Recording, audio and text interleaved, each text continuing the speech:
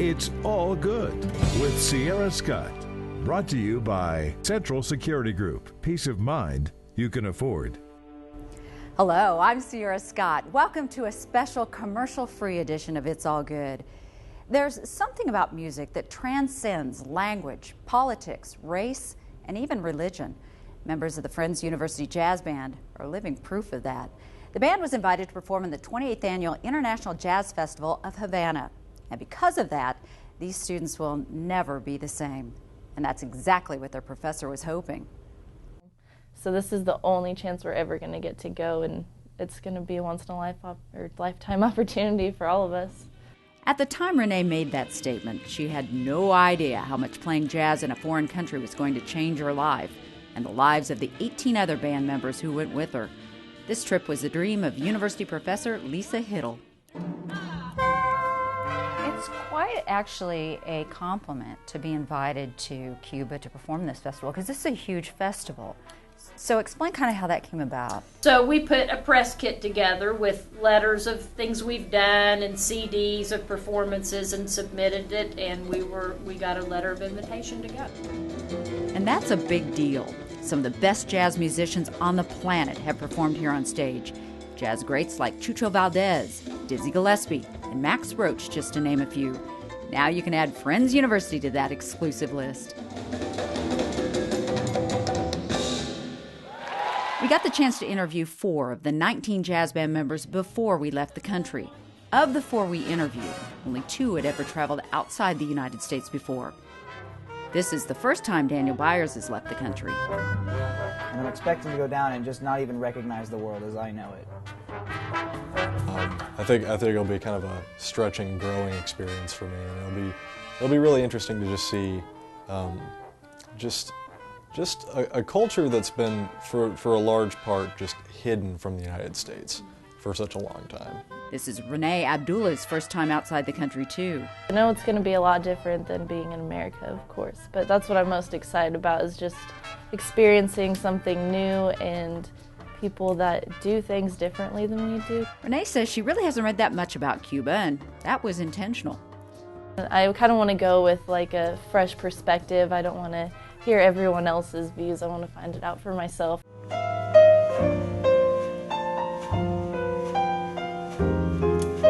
Andre Reyes has been to Mexico, but that's the only country he's visited outside the U.S. And what are you expecting the trip to be like? How do you think it's going to change you? I expect just to not only learn about myself as a person and my playing, but also to learn about, my life and what I can do to make my life better with more simpler, things and just ways I can change to become a better person and to help the people around me. Nate Boone considers himself to be the old guy in the group. He's a music major who came back to school at the age of 31. I'm not really going in with any expectations. I just want it to be what it is, I definitely want to meet the people and kind of show them that we do care about them. All of these students say they feel honored just to be a part of this. So taking in this experience, not only do I get to play with this professional level band, I get to go on tour with them to a country that very, very few Americans will ever see or ever even understand. It's just beyond incredible to get the opportunity. Although performing on stage at an international jazz festival is an incredible opportunity, it's not the only goal Lisa Hittle had for her students. It's important for many reasons. It gives these kids a perspective beyond what most of them have had at this point. It really has an effect of bonding the kids. They're close now, but they become like a family.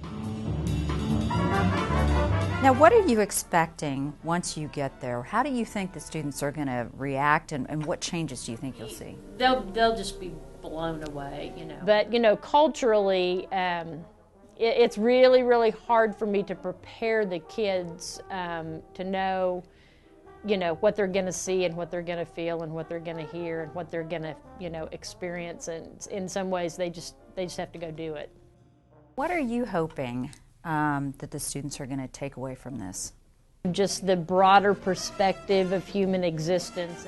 I think that there's a lot of maybe negative mindset about the Cuban people in America. And my experience was that the Cuban people were lovely, and they could not have been nicer. They are so wanting to have a relationship with Americans. They just rolled out the red carpet everywhere we went.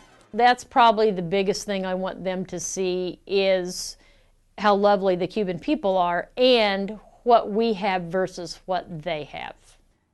These students had a few goals of their own, too. How do you hope that the Cubans react to you, or what do you hope they take away if they get to meet you or hear you play? I hope, since often people don't get to travel down there from the United States, I hope, they really get to see who we are and really get to see, not only who we are as a whole, but who we are individually. I want to give the impression that we are loving people because we are a loving country. We are the most supporting country of all other countries on the planet. Whenever a disaster happens, we're the first there. I want them to understand when they meet us that we're not the stereotype. We do care, and we're there for a reason. We're respectful. That Americans are not ignorant, first of all, because I think we have a preconceived notion that Americans are pretty ignorant and gluttonous and greedy, and I don't want them to think that. I want them to think we're open people and just really open-minded. I don't want them to think we're a closed-minded nation. Before they left, most of these students thought learning more about music was the thing they'd value most. It'll be very educational to go down and kind of hear the differences between the way we think it's supposed to go and the way it actually is. We talk about Afro-Cuban music a lot, and I've never actually heard real Afro-Cuban music, and I hear we're going to get the chance to hear that, and that's going to be really exciting. The group left Wichita on December 17th, and after an overnight stay in Cancun, they finally arrive in Cuba. Ladies and gentlemen, welcome to Havana. Please remain seated and don't move. They were scheduled to perform on the main stage on December 21st, so tours were scheduled to fill the time in between. One of the places they toured was an area known as Old Havana.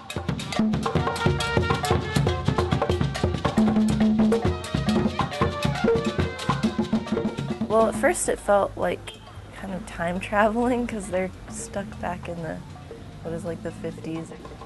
It didn't feel real at first, like I was in a movie or like a theme park or something. Yeah, it just felt surreal the whole time. Although performing was a big part of the trip, it's what happened off stage that affected these students the most. The music school was very kind of depressing just because from the standpoint they have nothing. On behalf of Friends University, since you're the percussion teacher, we have some drum things that we collected to give to you that hopefully your students can use.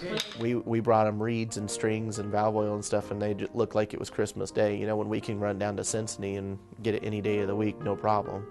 That was very interesting. All of that, it was eye-opening. It's a gift. Okay, thanks.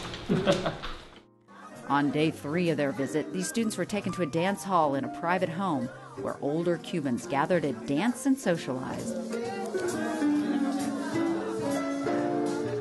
That was incredible, and I think everybody will remember that part the best. By what we saw down there, especially in the senior home, the giving spirit is everywhere. It's everywhere down there. Just the way these people live, and there's so much to learn from them, like how happy you could be with so little.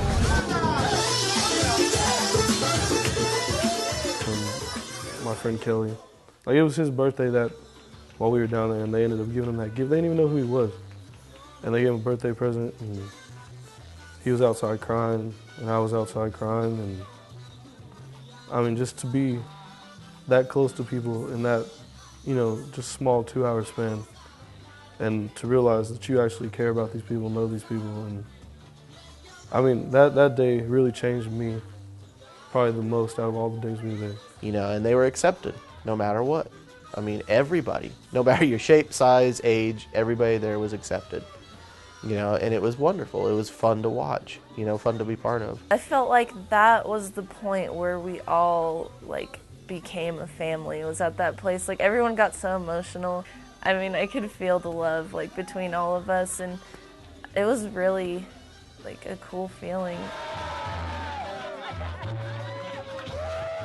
Across the street from the senior center, Some Cuban children were playing baseball. We had baseballs on the bus, so we went and grabbed them and took them over, and those kids acted like it was, a golden shrine, I mean, it was like the world to them. Some things just surpass language. Although the Cuban kids didn't speak English, and only 1 or 2 of the Friends University students spoke Spanish, it really didn't matter. Seeing how the kids acted and how they were completely okay with playing baseball with a tape ball, and felt so spoiled when we actually handed them a baseball. They take the baseball and they smell it to see if it's real leather, because they've never held a real baseball before. That's very humbling, a very humbling attitude to see. Well, and we were just having fun, we didn't have to know the same language. We both know the game, so we were just having fun. It's amazing to see how much that we all know of the same. I didn't even have to communicate with him. It was all nonverbal. I pointed at the base, he grabs the bat, I throw the ball, he hits the ball. We all know exactly what we're doing.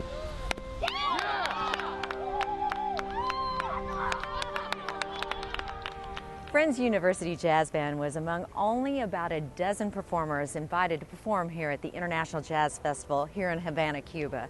That in itself is an amazing feat, especially when you look at the schedule and see how many jazz greats are on it.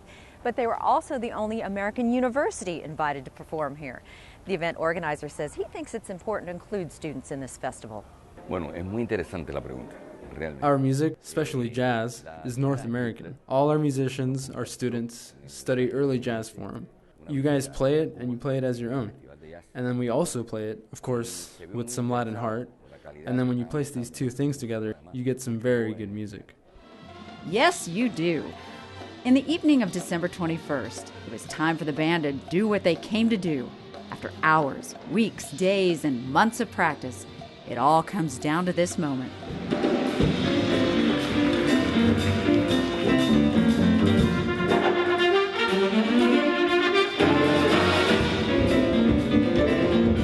These musicians took the main stage before a packed house of thousands of people from all over the world.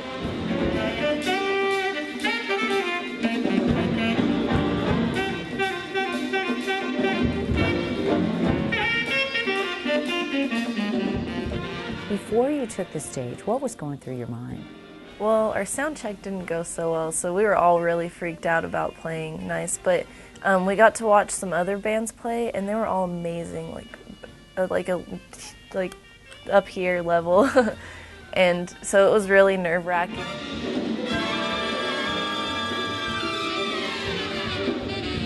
The first night we played, we had 2 or 3 bands go before us, and they played a few of the jazz standards, but it still had that Cuban backbeat to it, that Cuban rumba thing going on. And so we were a little nervous just because, we didn't have anything like that.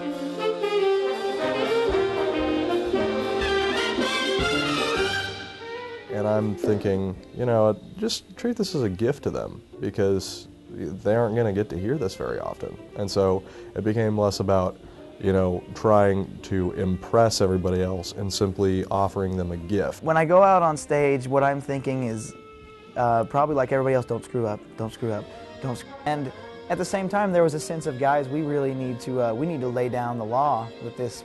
We need to, when we play, we want to make a statement. And man, did they make a statement. I still remember the first notes of Sidewalks of Cuba.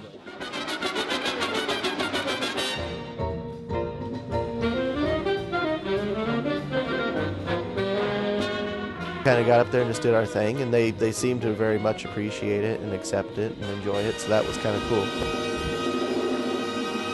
And they loved it. I think it was different for them. Miss Hiddle, I can still remember her reaction. Her normal reaction is, and if she watches this movie, you do it, don't tell me you don't. And she sees it, and she goes like this. When she likes what she hears, she goes, like she's been blown away.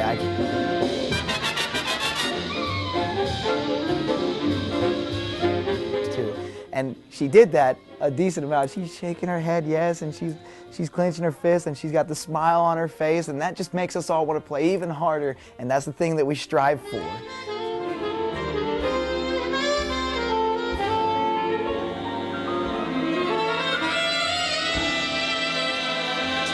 From start to finish, it was right here the whole time. Never quit. Oh man.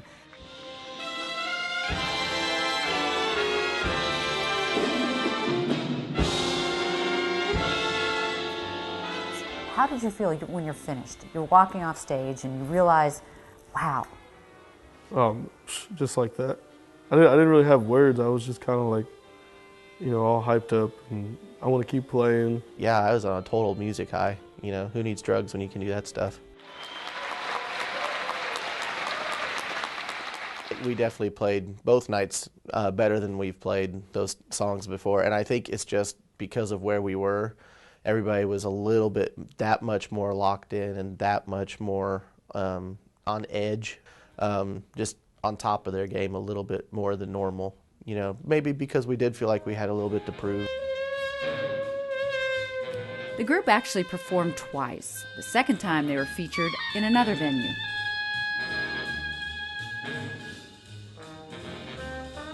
Another great thing about this trip was the learning went both ways.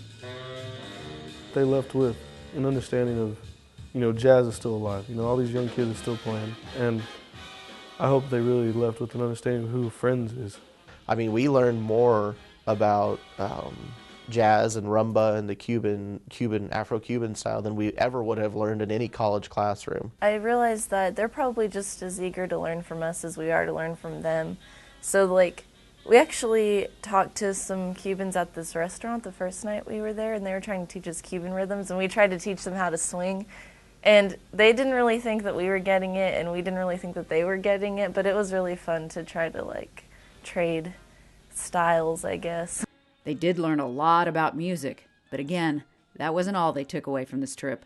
Supposedly, the whole point of us going down there, the whole reason we went down there, that's the last thing we even talk about most of the time is, oh yeah, we played a little bit, but yeah. The thing they do talk about most was those they met along the way. The highlight was definitely the people. It's not that that kind of love and sense of family doesn't exist in America. It does, but the thing that was so, but it was so interesting in Cuba because these are people that I had just met, and you felt like you have known them your entire life, and that was so overwhelming.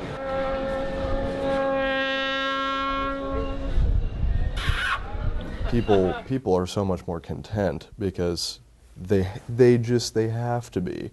Most of the people we met within music and dancing and things of that sort were very happy people, and like you said, they choose to be happy. And here, you know, it's like if people just put some concentrated effort towards maybe being content, happy with what they got, how much better things would just work in this country.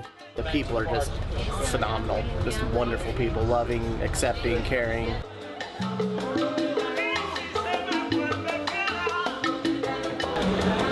I mean, just there's so much hope. There's so much, you know, there's so much grace. And with everything around them that's crumbling and falling apart and the struggles and so on and so forth, I think the only way that they can be happy and survive is to decide to be happy, to dance, to sing, to have that music and really enjoy things, you know? I mean, what other choice is there? You can either be miserable or you can find ways to be happy. As Lisa Hittle said at the beginning of the story, this trip gave these students a lot to take in. You get back to the hotel and you just have to stop and sort of decompress and think, did I really see all that? Was that real? You know, did I see all those 1950s cars, and did I see all that architecture that's there and those people? And every night we're there, we're staying up till midnight or 1 in the morning to the dismay of many, but or later. No, not necessarily dismay. It's just you wake up pretty tired the next morning, and we're just talking. Just what we think about Cuba and what our experience is and how we compare it to America and what we want to do when we get back and how each other feels and how it affects us and how it's changed us. Your fellow band members all experience this together. What changes did you see in some of them? A better sense of community within the band, like we became a family. I think being there and being away from everybody that we knew and all we had was each other really helped us, you know, connect. Like, everybody's kind of become more open with each other and kind of, we really have become a family. we just have a family that's not down a bloodline. It's a bond that we shared because we got to go to Cuba and see all those things and have our lives completely radically changed together. We're definitely like a tighter group, and it's helped our sound a lot too. Part of the change that happens, I think, with me, the change that happened is my presuppositions and my assumptions just got shattered like glass. You're one of the few members of the band who's actually traveled outside the country previously. How did this trip compare to some of your other trips? The other trips I felt like a tourist. This trip I didn't feel near as much of like a tourist as I was somebody on a goodwill mission. Because every trip changes you somewhat. Overall, how do you feel this trip changed you? I am much more thankful for where I live and what I have available to me and the opportunities available. They literally, 90% of the people there literally have nothing. They have, I mean, their struggle every day is to find food, you know, and I could run to Dillon's and get a 99-cent package of ramen and be fine for the day if I had to, you know. I mean, it's not near as hard. I feel like greed it just doesn't play into it anymore for me. I'm trying to live off of less, I guess, or not be so wasteful, definitely, and be more grateful for what I have. Even though I didn't think it was that much at first, but now that I've been to Cuba, I feel like I was a king living among like people or something. How have you changed since this trip? I would say that I feel like more of a citizen of the world now. I actually heard a guy who was talking about the trip and didn't know we had went, and he had said some stuff about Cuba, and me and Matt Davis were actually hanging out, and it was like, man, you haven't been there, like you don't understand. And you know, I talked to Matt Davis about it, and it was just like, you haven't been there, you don't understand, you know, these people, you don't understand their government, you don't understand what it's like. And it's just like, before anybody says anything, you need to go and see it for yourself. And then we can have a conversation about Cuba. If you haven't been there, you don't know. You know, it's the same as if you haven't been to, you know, France, you don't know what France is like. And it's like, don't pass judgment until you've been there and seen that the people are just as much people as you are people. As these students found out after returning to the United States, the hardest part of experiencing a life-changing event is trying to explain it to others who didn't hear it, see it, or feel it. I can describe it. I mean, I can put it in my own words, but I'm not sure people fully understand it. We'll never do it justice, ever. When you go to a grocery store down there and then you come back to the United States and go to Dillon's and see the options that we have, it's just pretty mind-blowing.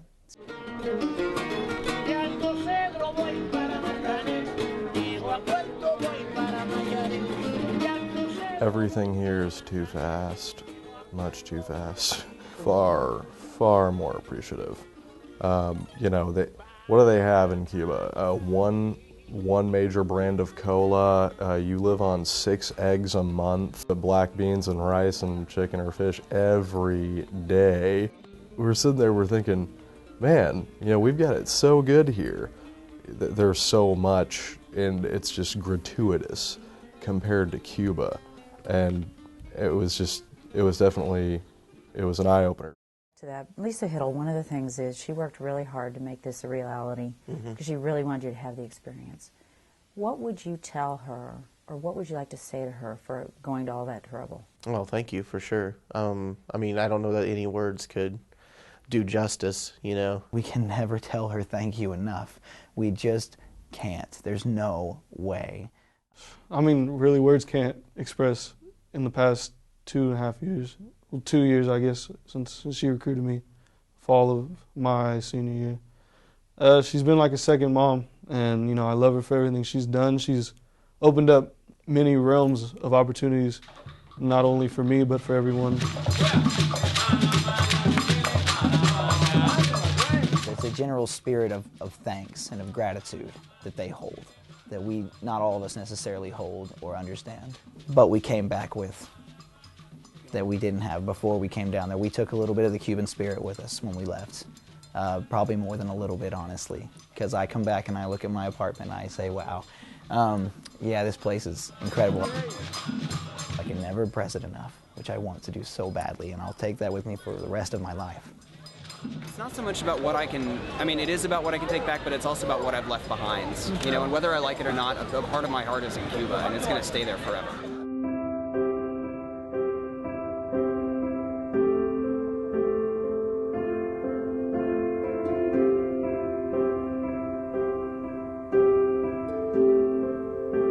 What does the change for you is the outward meshed with the inward spirituality of the people. But the general thing that changes for you is inside, and that's why the only way you're going to see it, give it time. How has it changed you? Well, how did it give me a year, and you'll see my attitude be very different. Give me even a few weeks. It's just not. I'm never going to be the same. Most Cubans have never met an American, and fewer still have ever met more than one at a time. But America could not have asked for better ambassadors than the students from Friends University. I'm Sierra Scott. Thanks for watching It's All Good. It's All Good with Sierra Scott. Brought to you by Central Security Group. Peace of mind you can afford.